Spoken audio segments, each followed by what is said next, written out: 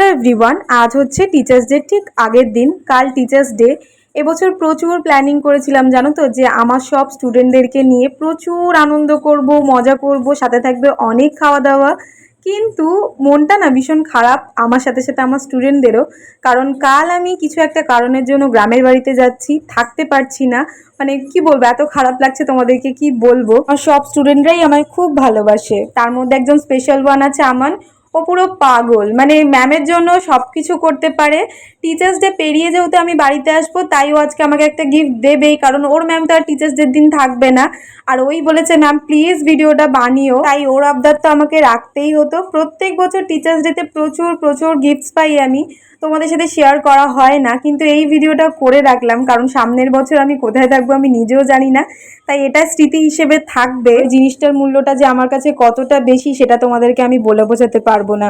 Thank you Aman.